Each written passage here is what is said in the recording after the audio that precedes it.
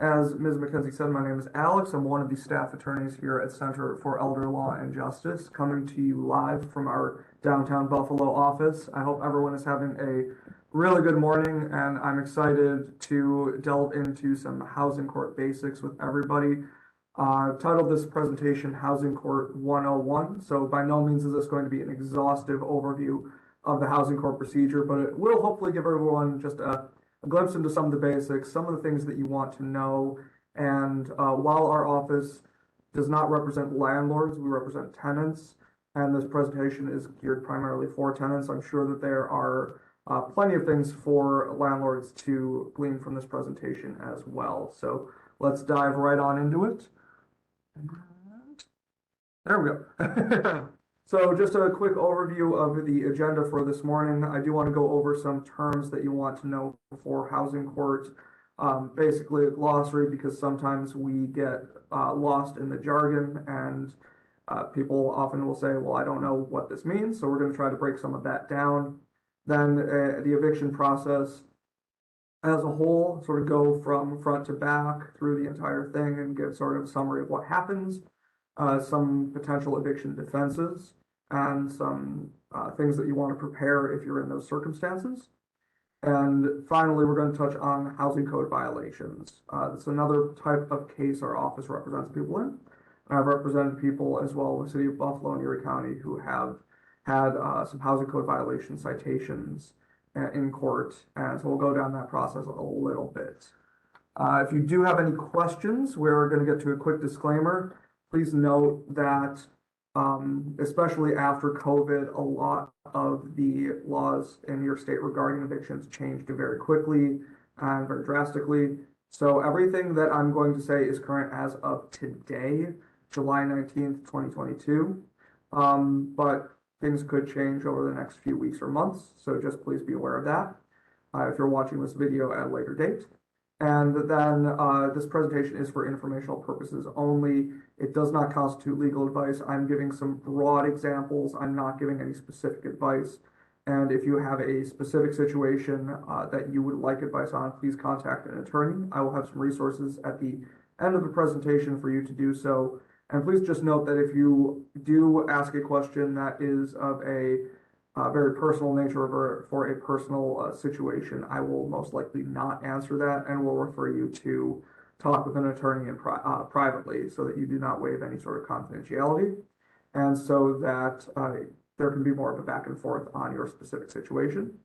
As Ms. McKenzie said, this information I'm going to be presenting this morning comes from my experience handling cases in the city of Buffalo and Western New York. If you're watching this presentation, if you are just on the YouTube page at a later time from Central or downstate New York, please consult a local attorney, because the courts may operate slightly differently than they do up here. Now we can get into the meat of the matter. So terms that you want to know for housing court. We're going to start here. Really gives a broad, real good introduction of things that you'll want to expect in housing court. So the first term is a landlord or owner. It is a person or company who owns the property that is at issue. It does not need to be an individual. It can be a company. A lot of times, even individuals who will own, say, 3 or 4 rental properties, they'll own those through an LLC or a corporation that owns the property. It tends to be a little easier for them to do it that way. So the landlord and owner, they're the person who is going to become the petitioner, our next term, which is the person who's bringing an eviction proceeding in housing court. The formal court paperwork for an eviction case is called a petition. They are petitioning or asking the court for legal permission to evict the tenant, who is the non-owner who resides in a residential unit or building. Typically, they do so under a lease. That lease can be for a specific term. Commonly, that would be a year-to-year lease, or it could be month to month. And a month-to-month tenancy is renewed by paying rent the beginning of each month. Now, a tenant, we need to distinguish a tenant who has a legal right to be in the property from an occupant. So all tenants are occupants, not all occupants are tenants. For example, I've seen situations in which the tenant is an elderly individual residing in a senior apartment complex, but they live with their non-elderly child who helps take care of them. The child, who normally would not be able to live in a senior apartment complex, they wouldn't meet the age requirements, can be an occupant because they're taking care of their parent, the tenant. The distinction is that there are certain situations in which an occupant, if the tenant passes away, does not necessarily have as many defenses to an eviction because they weren't originally going to be allowed to stay in the property. We'll touch base on that in a little bit. So an eviction, really quick, briefly, is just a court action or a petition to remove a person or a group of people from a building or a dwelling. This could be an individual apartment. This could be a rental house. It could be a condominium. I've seen all of those. And in New York State, that does differ from an ejectment. Very, very slight difference, but very important, because an ejectment is a special action in New York State to remove immediate family members. So if this was a two siblings living together, and one sibling owns the house and have the other sibling move in, but for whatever reason they want to remove the sibling, they would need to bring an ejectment action in court. And there's some specific notice requirements in New York State for that. Because they're not as common as evictions, we're not going to really touch on those today. But if that's your situation, please consult with an attorney or contact our office about that. Next, evictions can come in what I call several different flavors. The three main are non-payment, holdover, and nuisance. Non-payment is pretty self-explanatory. A non-payment eviction is sought because the tenant did not pay rent.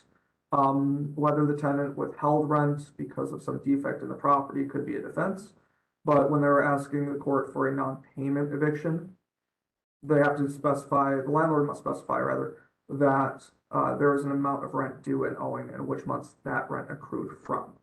This is different from a holdover eviction. A holdover is one where the landlord has elected to terminate the tenancy. Sometimes it's the tenant that elects to do that, but in the vast majority of cases, it's the landlord. And then they have given the tenant a notice to leave, and the tenant stayed there, so they have to petition the court for the ability to remove the tenant. And that would be called a holdover. You're holding over in the property after the end of the tenancy. And please just note that I will use tenancy and lease sort of interchangeably here. I know that not everyone who is a month-to-month tenant has a written lease. I just am in the habit of lease termination and tenancy termination. I use that interchangeably. And then the final term that you'll want to know is a nuisance. And that is a specific type of eviction that really started during the pandemic and the eviction moratoriums. And that would be where it's a special holdover proceeding where the tenant is engaging in bad behavior. And this would have to be actions that are significantly either damaging the property or infringing on other tenants' rights to live in the property, to live and enjoy, like it's called, quiet enjoyment of their other units. This, for example, would not be a situation where a nuisance eviction, the landlord must allege the nuisance activity, but they actually have to be a nuisance. The example that I give is that if a tenant has a porch attached to their unit, and they decide in the summer that they want to put a pot of tulips out on the porch and grow some tulips, and the landlord just not allergic, they just really, for whatever reason, hate tulips. You can't really evict someone because of that. It's not nuisance activity. It's a silly example, but it's sort of what we're getting at is some very egregious activities, or like damaging the place, very unsafe or unsanitary conditions caused by the tenant. But we'll get into that a little bit more when we talk about habitability requirements. The eviction process, generally, we're going to go through this step by step. The first is to serve upon the tenant a notice of non-payment or lease termination. This is what's typically called a notice to vacate, or a notice to pay or quit, depending on if it's a holdover proceeding or termination of the tenancy, or there was just non-payment of rent. Now, non-payment notice is a 14-day notice always, is a 14-day to pay or leave, even if there is an outstanding term on the lease. So if you're only 6 months into your lease, but have not paid rent for the past 3 months, you can still get a 14-day notice to pay or leave, even though you still have 6 months left in your lease term. So just be aware of that. And then the lease termination the notice that must be given depends on how long the tenant has been in the property, which we'll get to in just a minute. Then the landlord has to file an eviction action with the court. Afterwards, the tenant will be served. There'll be a court appearance. If the judge rules against the tenant, a warrant of eviction will be granted or issued by the court. And at a minimum of 14 days later, the tenant can be removed from the property. Important to note that this is the process that landlords must go through to evict a tenant. Landlords cannot perform self-help evictions or constructive evictions. They cannot, for example, shut off utilities or lock the doors without going through this process. Those were pretty common during the early stages of the pandemic, but they are very, very much illegal, and a landlord who engages in such behavior could face additional fines and penalties from the court if the tenant were to petition the court for that. At this time, really quickly, I just want to see if do we have any questions? Yeah. Okay, wonderful. So we'll keep going. So let's start at the beginning here. The first thing that you're going to get before any eviction procedure is filed with the court is a notice to vacate. Like I said, in non-payment matters, this is called a notice to pay or quit. And first, there must be given to the tenant a 5-day notice to pay, saying that you have missed one or more payments, what that payment must be to cure the defect or the amount that has not been paid. And then if the tenant does not pay after the 5-day notice, the landlord must serve a 14-day notice to either pay all of the past due rent or leave the premises. And that notice must itemize what is owed for each month. Now, if the landlord determines that they want to just terminate the tenancy, they have to provide proper notice to the tenant depending on how long the tenant has lived in the property. If a tenant's lived in the property for less than 1 year, landlord is required to provide a 30-day notice of lease termination.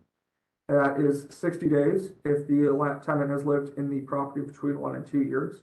And the landlord is required to give a 90-day notice of lease termination if the tenant has lived in the property or the unit for more than 2 years. Failure to provide proper notice can be a defense to an eviction. And those notices must fully run their course before an eviction can be filed. So if you provide a tenant or a tenant is provided with a 90-day notice, the landlord can't file the eviction on day 75 of that. That would not be a proper notice, and the tenant would not have gotten the full benefit of the 90-day notice they're entitled to under New York State law. Now, going back to the nuisance matter, a tenant can be evicted for violating terms of lease, even if there's still time left in the lease. So, like I said before, if you got a 1-year lease, but you fail to pay rent, even if there's time remaining in your year, you can still get evicted for that non-payment, because that is actually the classic lease violation. It's not the only one, but that's pretty much the most common. Some of the other ones, if the tenant is engaging in illegal behavior in the property, if the tenant is damaging the unit, if there's a clause in the lease that the tenant's violating, for example, they have a no smoking policy. I've seen cases where there's been a no smoking policy and the tenant's been smoking in the unit, and that has been the basis for a lease violation notice and an eviction. Landlord does have to give the tenant an opportunity to cure the defect. For example, another one that I've seen is a tenant is piling trash in common areas or around the property instead of putting it in their garbage bin and taking it to the curb. That could be a lease violation. Then the landlord gives tenant notice to cure, it gives you 10 days to cure the defect, which would be pick up your trash, move it to the curb or dispose of it however you want. Just please don't leave it running along the side of the building. And that must be done before there is a termination for lease violations, because the tenant does need an opportunity to cure the issue that the landlord is seeing or cure the lease violation. If they don't, however, a tenant can be evicted for continued violations of the lease. So after the notice runs its course, the landlord will likely file an eviction action, which is just another name for a court case. Landlord does have to file it with the appropriate city or town court, and either on the top of the legal paperwork to start the lawsuit or somewhere in it, they'll need to identify is this a holdover or a non-payment. And the reason for that is because you're asking for two different things. In a holdover, you're not asking for money, you're just asking for the tenant to be out. In non-payment, you're asking for the tenant to be out, but you're also asking for money. So in a non-payment proceeding, payment in full would be the ultimate defense. Once that is filed, the tenant will schedule the matter for a hearing, and the landlord will have to serve or present the legal papers to the tenant. The way that they do that, personal service must be attempted at first. So just attempt to knock on the tenant's door, hand the papers to them. But if that's not successful, then what they can do is send the complaint or the petition through certified mail and affix a copy to the tenant's door. And that's to let the tenant know that there is an eviction action out in the court system and give them an opportunity to retain a lawyer or defend against the eviction action in court. It is worth noting that under New York State law, the person who serves the petition cannot be a person who is bringing the action itself. So the landlord, if they're bringing the action, cannot also serve paperwork. It has to be someone else who is not a party to the action. So if you are a tenant and you do receive an eviction paperwork from the court or from the landlord that's been through the court, highly recommend that you contact an attorney if you haven't already. It's definitely in your best interest so that we would have time to prepare and go through the case and see if there are any defenses right off the bat or try to negotiate some beneficial resolution to the eviction. And we'll just see if there's any questions right quick. At this time, Alex. Okay, wonderful. So the next part of the eviction proceeding is the court hearing. And this is the very important thing. Court will schedule a case for a hearing. It's usually within a few weeks of filing, depending on how packed the court schedule is. And I cannot stress this enough. Go to your court date. Even if you are in the process of moving out, even if you already have moved out, you just need to turn over the keys, go to the court date. It's much better to put all that information before a judge and say, we're resolving this so that the eviction can either be withdrawn or settled, than to have the judge issue a warrant of eviction and you'll be on a specific timeline to be out at that point. So always best to go to the court date. In the city of Buffalo, especially, if evictions are scheduled in the mornings, there are attorneys from Center for Elder Law and Justice and other legal services agencies that are there to facilitate an attorney of the morning program. So even if you don't have an attorney, then you can usually get connected with someone there. If you are outside of city of Buffalo and need an attorney, I will have some phone numbers that you can contact at the end of the presentation, but you may want to consult with one of either the Office for the Aging, may be able to direct you to one of the legal services providers, or you can contact the court and usually they will. A lot of times there will be a list of legal services providers included with the petition that you'll receive. Either affixed to your door or in the mail or handed to you. So at court, there is typically an opportunity to negotiate a resolution before the case is called in front of the judge. Sometimes if their parties are in the middle of a negotiation, a judge will provide a brief period of time, a few minutes, maybe 10, 20 minutes or so for the parties to try to work something out. It's usually beneficial in a lot of situations to settle the case, but it really depends on your specific situation. If parties aren't able to work something out, a tenant can present whatever defenses to the eviction that they may have, and we'll touch on some of those in just a moment. And depending on the circumstances, the court may grant an adjournment of the case. So if their parties need more time to work something out and everyone's in agreement, for example, court can absolutely say, okay, we're going to give a couple of weeks, you guys figure this out, and then we'll come back and hopefully everything will be resolved. A couple of the potential resolutions that I will mention. One is a mutual termination. This comes in very often with holdover evictions. This is where both parties agree to end the tenancy and they agree to a specific move out date for the tenant. This is not an eviction on the tenant's record because the parties together agree that they're going to terminate the tenancy. It's not going to be an eviction on anyone's record, but the move out date must be strictly adhered to, and this is depending on what the parties agree to. Whether that is an additional 30 days, 45, 60 as an example, it really depends on the specific case. The other resolution that I see very often are payment plans, and that's where the tenant has an opportunity to pay back rent that is owed.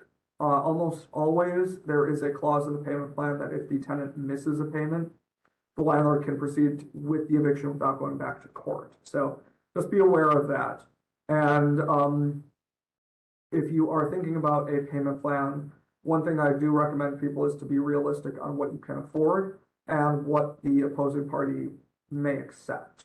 So if you are, and that you will also have to pay contemporaneous rent with that.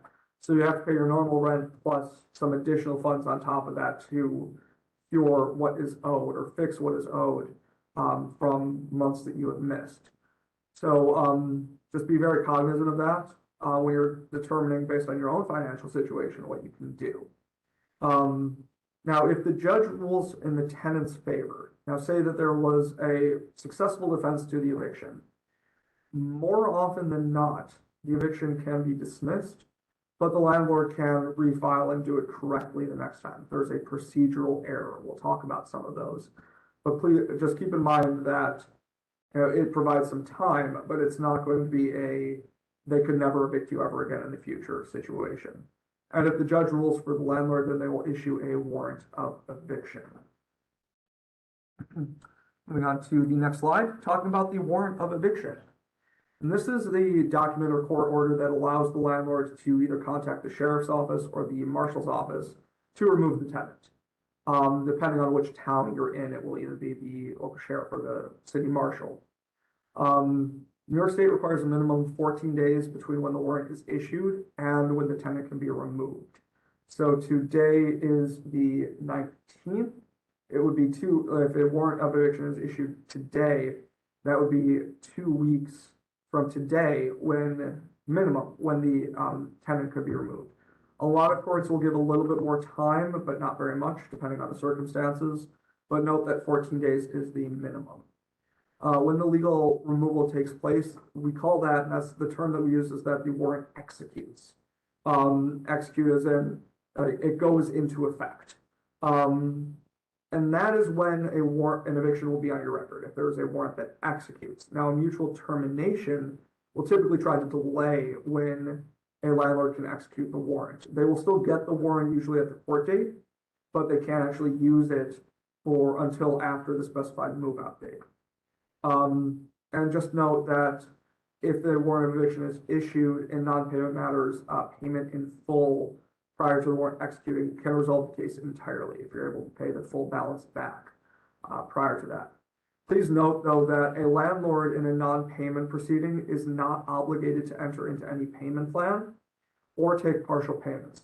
They do have the legal right to demand payment in full and can reject any offer for a payment plan.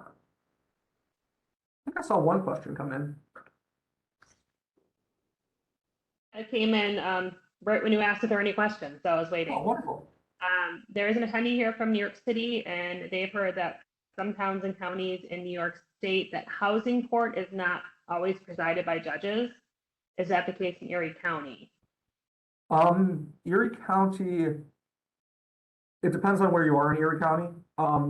Some towns I know statewide, I'll answer the question broadly. Most of the time in Erie County, it is a judge. A lot of times, though, court clerks will facilitate settlement before it goes in front of a judge. Um, but sometimes there are courts throughout the state that will have hearing officers that do have the authority to issue evictions or do have the authority to dismiss cases. So for all practical purposes, yes, your case is going to be in front of a judge. If there is a very, contentious circumstance where you need to be put on the record, letting the court attorney or court clerk know that can sort of speed up that process. But note that even if the person presiding over the eviction may not have a formal judge title, they'll likely still have the authority to grant evictions or dismiss cases as a judge would. I hope that answers the question. Okay, and then there is another question. Sure. Is there an expected timeline for a court hearing date? For example, if they file today, does the law indicate it has to be 30 or 45 days or et cetera? There is no specified timeline to my knowledge. Courts do try to get this in for a hearing within 30 days, usually try to do it within 2 to 3 weeks. But that depends on the court's calendar and what town you're in. So a lot of the larger cities, because there's so many evictions going on right now, the calendars are decently full. So you may have a longer period between the filing and the hearing date there than if you have like a small rural town where they maybe do 1 or 2 of these a week, and they may have a shorter turnaround time. So it really does depend. And that's just something that is really up to the court system on when they schedule these. I will say they do try to get it in within 30 days at the absolute latest. Okay, thank you. And then there's another, are the hearings taking place in person now only, or is there still a virtual option due to the pandemic? Very, very good question. And most of the hearings are taking place in person right now.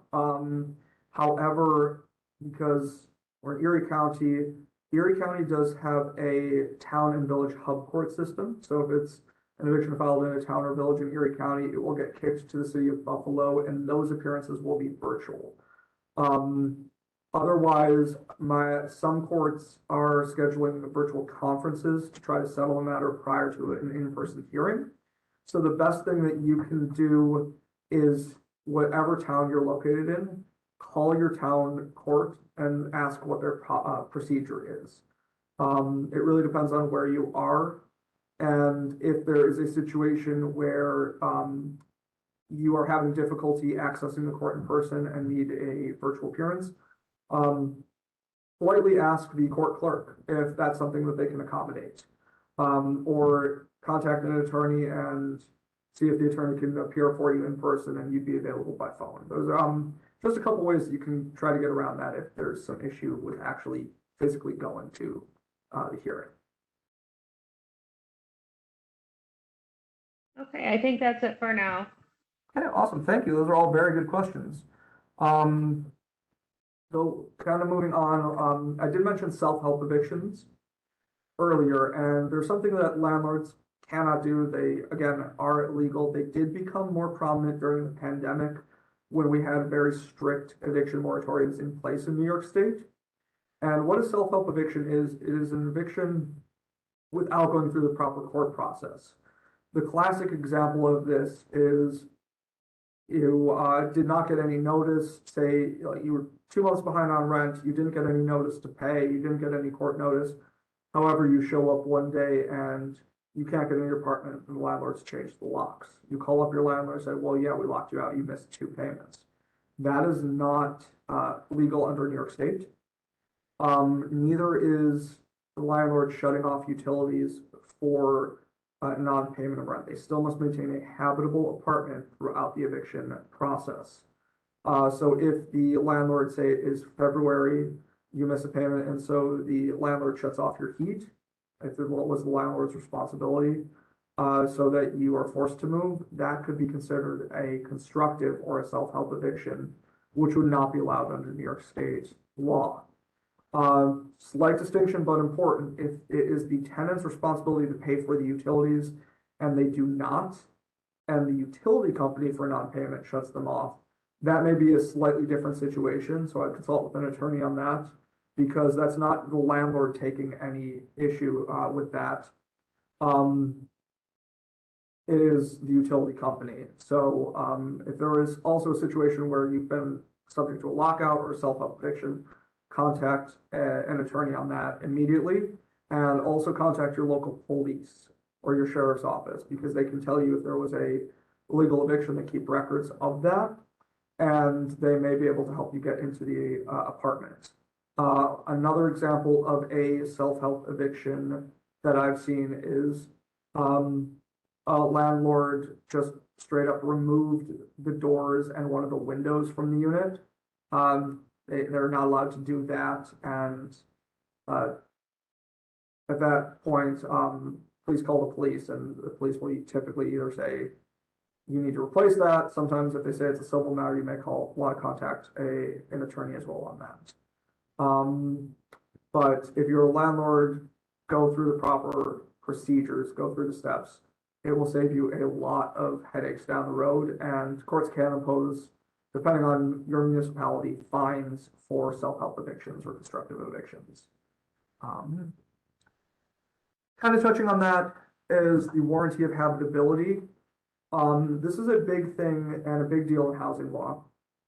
Warranty of habitability states that landlords are required to maintain a habitable dwelling unit, whether that's a house or an apartment.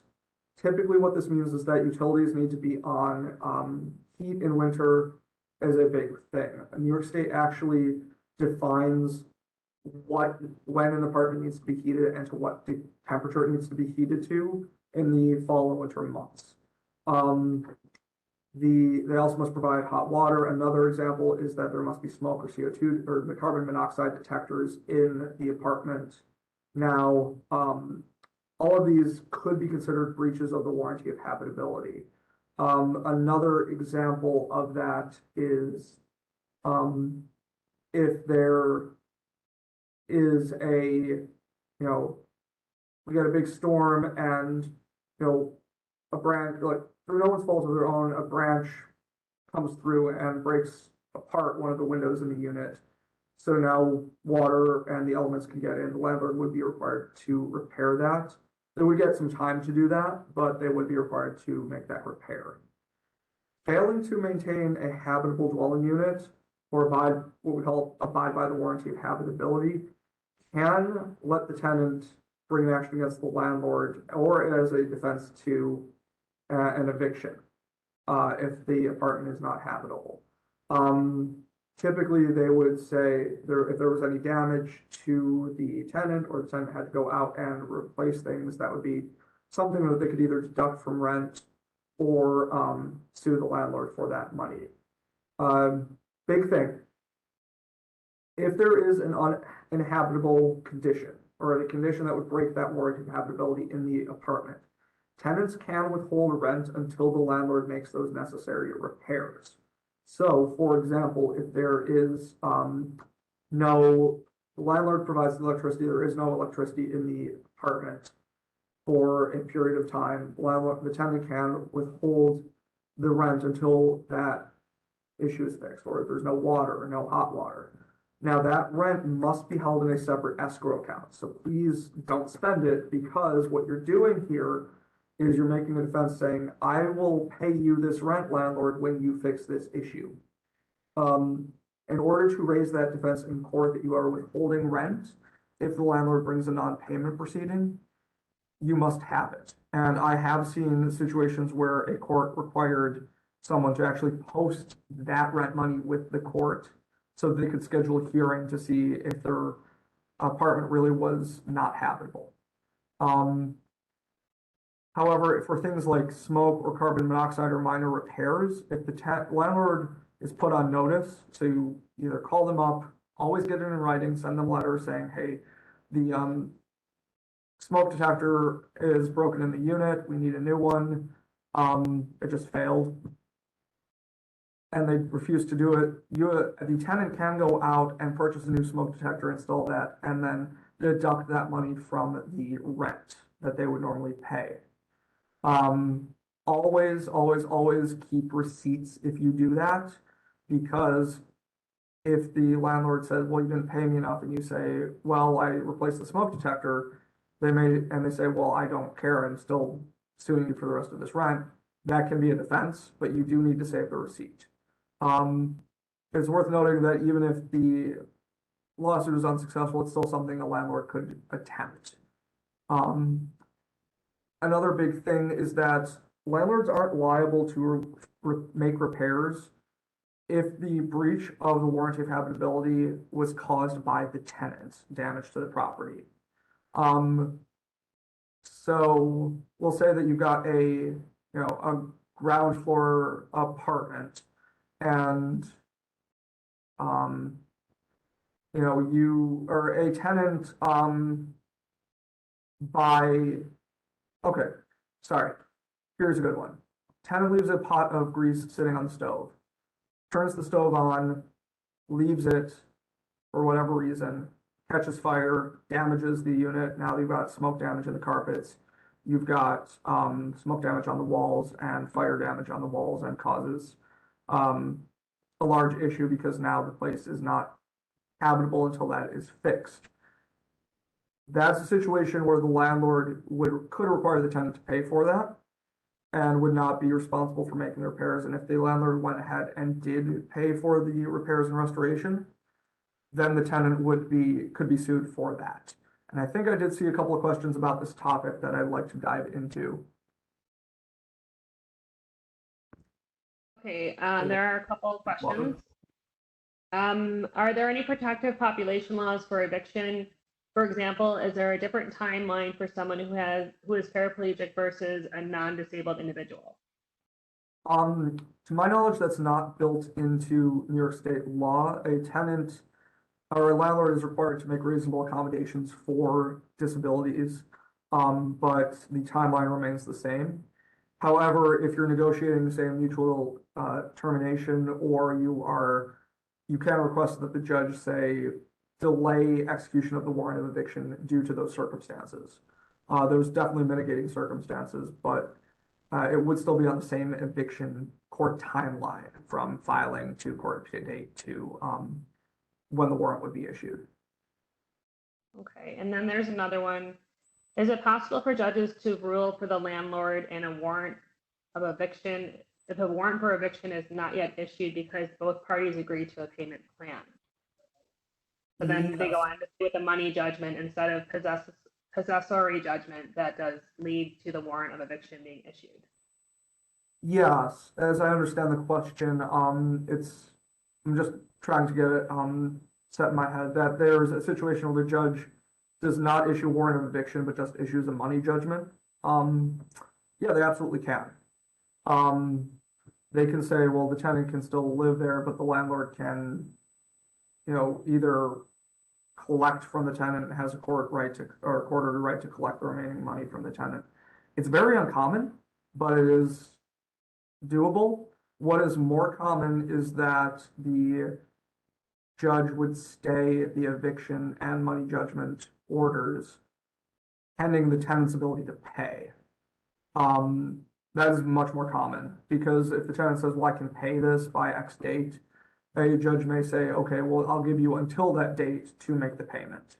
I've seen that happen, and they delay both they issue them, but they stay when the landlord can actually act on them until after the date the tenant said they can pay. Okay, and then if an apartment has 2 entry points or doors, does the landlord have to give keys for both doors? Generally, yes. If they're going to common areas, especially if they're going into the tenant's unit, yes. If they're going into common areas, also, answer is usually yes. However, as long as there is an ingress or egress, I don't see that as the type of issue that would, that's one of those things where I'd say work it out with the landlord versus go to court about it. Um, but generally, the tenant gets to access the entirety of what they're paying the rent for, including the doors. Um, so yeah, I'd say yes, generally. Sorry. The thing about some of these questions is I have to get a roundabout answer and consider all of the different possibilities. So generally yes, but there are situations if it was going to another tenant's dwelling or common area, potentially no, but I'd say most of the time they would. Thank you, Alex. That's it for now. Okay. Next, so we're going to touch on nuisance proceedings. Like I said, this is a different or specialized proceeding if the tenant is engaging in unreasonable behavior. This was really instituted during the pandemic when we had these moratoriums in effect on evictions. These types of proceedings were created to circumvent those moratoriums. They were not, there were courts or the state law legislature said, hey, if there is a tenant who's actually damaging the property or is a threat or a nuisance to the people around them, we really shouldn't be holding these up when it's something that if we do, either it's an unsafe situation or the person's just going to destroy the place. Like I said, it can be for conduct which damages the property, causes a safety hazard. So I've seen a couple of cases where a tenant has a pet in the property and that's fine, but they do not clean up and the animal goes to the bathroom in the unit multiple times and it is biologically it's a hazard, but it is also something that the people in the units around them can smell, and it is something that would infringe upon their use and enjoyment of their units. So I have seen nuisance evictions brought for that. I've seen nuisance evictions brought for criminal activity in the apartment, for damaging the apartment, say the tenant had someone over or punched a hole in the wall, for example. That's sort of the classic example that people go to. I've seen it for when the tenant installed an unauthorized deadbolt on their door, which impeded, and in that case, it was quite bad because it impeded fire officials from responding to a fire in the apartment in a timely fashion. One of the other big nuisance activities that I see a lot of, quite unfortunately, is hoarding. And hoarding activities can typically lead to a nuisance eviction proceeding. And this is where the tenant's actions constitute a breach of the lease agreement. Landlord should still provide a notice to cure the defect. And what they will sometimes do is that when they file the court paperwork, they will attach evidence of the nuisance behavior to their petition, whether that's police reports, whether that's interior photos of the apartment, whether that's letters to the tenant telling them to cure the defect. Generally, it has to be more than mere accusations that will at least typically get you a hearing if there's no evidence attached to the petition. And the court's got to determine if it really is nuisance behavior. To go back to my silly example about the pot of tulips, a judge would likely say, well, I mean, this is an outdoor porch attached just to their unit, like a balcony. They can have a pot of tulips, landlord, just because you don't like them, how they look. That's not a nuisance activity. Silly example, but it is, I think, a pretty decent one. And please note that especially if there's like accusations of illegal behavior in the apartment, the evidence that is required to do a nuisance eviction is not going to be the same amount that you would need for a criminal conviction. The burden of proof for an eviction case is far lower than for a criminal case. And then really briefly, as it ties in with nuisance evictions, the topic of bed bugs. No one wants to hear that about them. No one likes talking about them. But if there is an apartment that has a bed bug infestation, the landlord is typically required to contact an exterminator to get rid of that. Tenant therefore must cooperate with those efforts to do so. The tenant prevents the exterminator from getting in and taking care of the problem.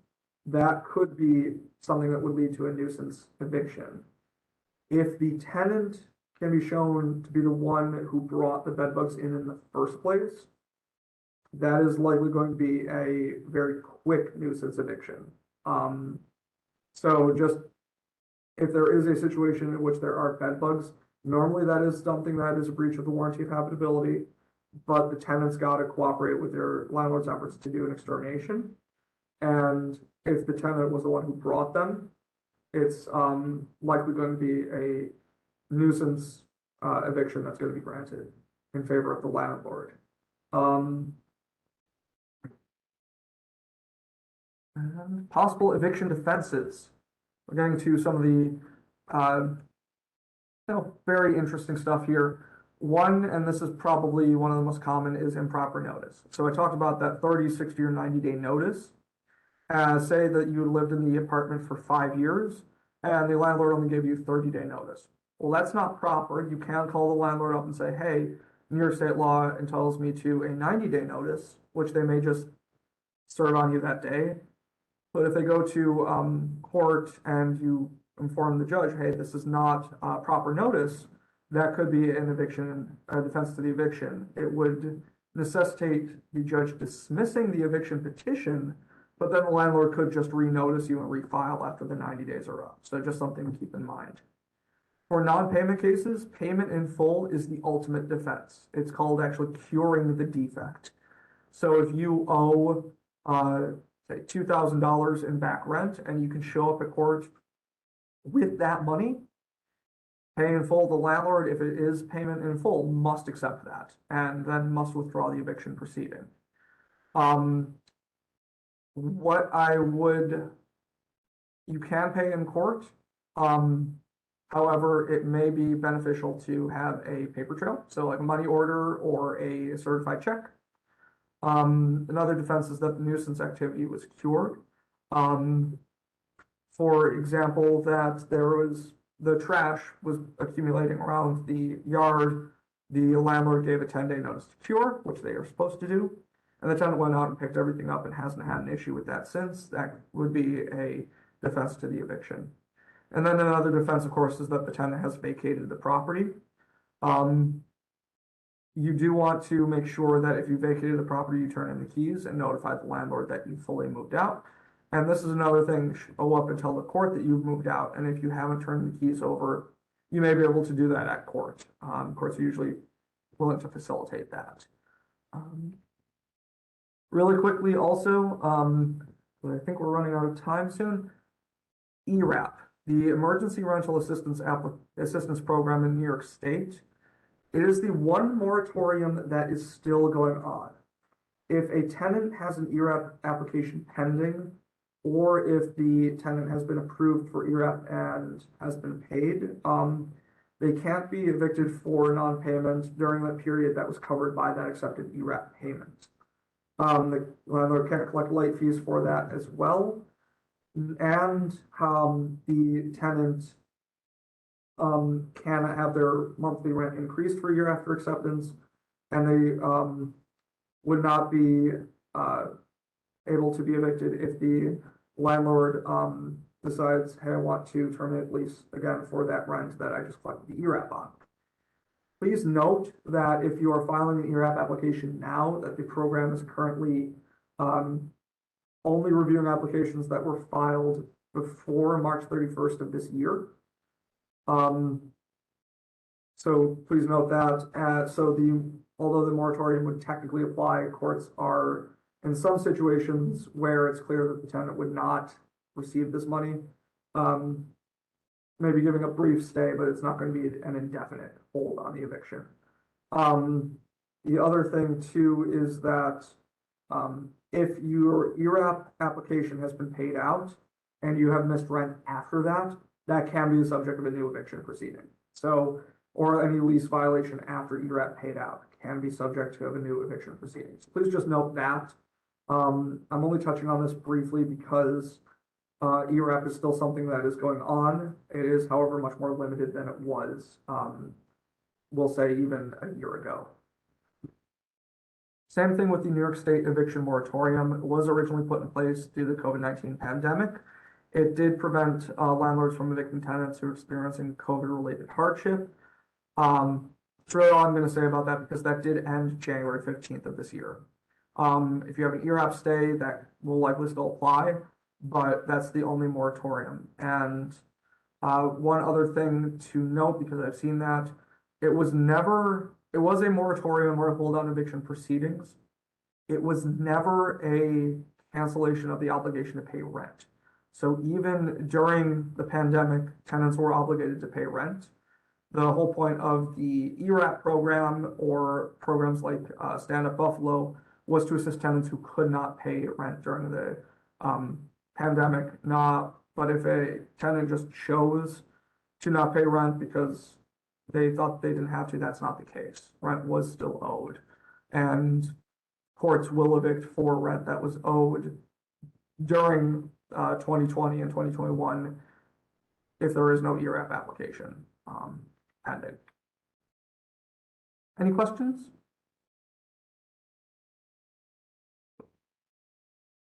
There's one that just came in. Have you heard of any cases where a tenant has successfully raised the Tenant Safe Harbor Act as a defense protection against eviction?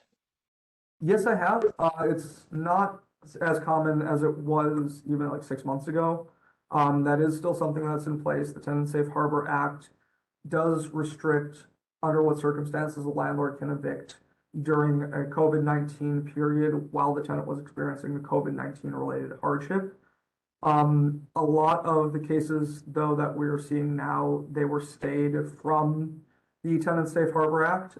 So the court said, well, you can't evict now, or they were dismissed, and then the tenant subsequently found a job and just was not able to pay rent, and then we got another case back and then negotiated either a payment plan or rental assistance for them. But yes, that I have seen cases where Tenant Safe Harbor Act has been successful.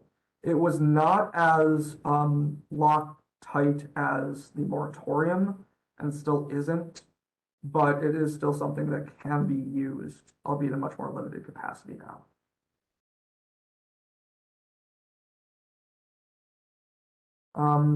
And then housing code violations. So if a property has enough code violations, the city of Buffalo or Erie County can bring an action to try to demolish the property. And this is typically done after neighbors have complained about the state of the property. There are situations where there are, crumbling foundations, lead paint, could be also accumulation of trash and debris around the yard. That would be a violation where the court would want to see that cleaned up. But by appearing in housing court, property owner can usually get some more time to make those necessary repairs. So, for example, say a roof needs to be replaced, and the owner's looking for some funding to get that done. Court is usually pretty agreeable to giving some time to do that. Not an indefinite amount, but some time. The biggest thing, if you're in a housing code violation case, is to really work to get the house up to code and to keep it clean, to keep it presentable. Because even if you can't, you're waiting on funding for, a roof. You can still like clean up trash in the front yard. The court will say you can still mow a lawn. You can still at least, keep the yard in order, even if you're just waiting on funding for a roof or contractors to come out. If the conditions of the property are extremely unsafe, then the court may issue an immediate order to vacate.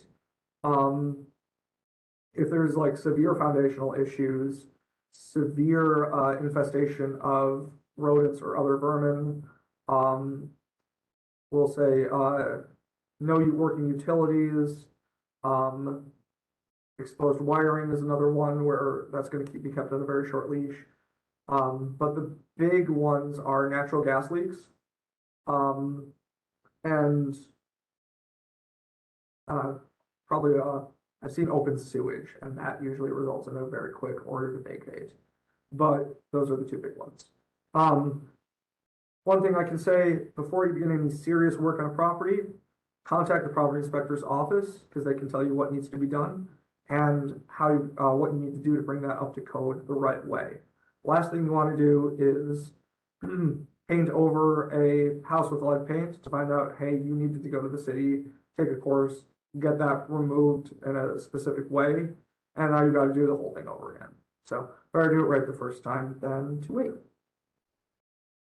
And some resources, now that we're getting towards the end.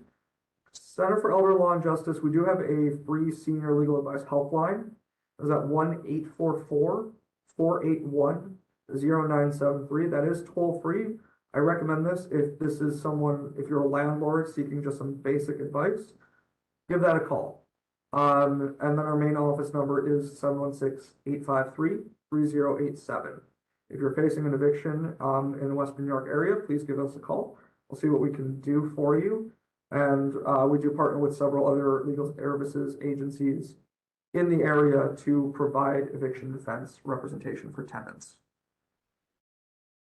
Thank you so much, Alex, for providing such a comprehensive PowerPoint. Lots of great questions, lots of great answers. I appreciate you taking the time today and for everyone joining. Tomorrow we'll have another presentation at 10 a.m. on ageism. Please join us then. I don't think there's any other questions, so thank you, Alex. I thought I saw one more come through. I could be wrong though. Oh, rental insurance, I think. Rental insurance, okay. Oh, Top there. so yes, very good question. If the tenant has rental insurance to cover their damages, how does the timeline change? Courts would likely, if they're making a claim to the rental insurance agency, courts would likely give that time for that claim to be processed. It may be a situation where you'd want a letter from the insurance agency saying the claim was filed. And then it's, even if it doesn't cover the landlord has to pay, there's more likely that they'll get reimbursed for that from the insurance agency than from the tenant. So courts tend to be very deferential to those. Okay, I think that's it. I didn't get to see that one, so it might have been sent. Oh, I think it was sent privately, so. Might have been, yeah. So sometimes I don't see those, but thank you again. I don't see any other questions. Do you see any other questions, Alex? I don't. If I didn't get to, if I am missing something, I deeply apologize, but I don't think I see any more. All right, well, great. Thank you so much again for joining today, and thank you, Alex, for your presentation. It was great. Thank you. Goodbye, everybody.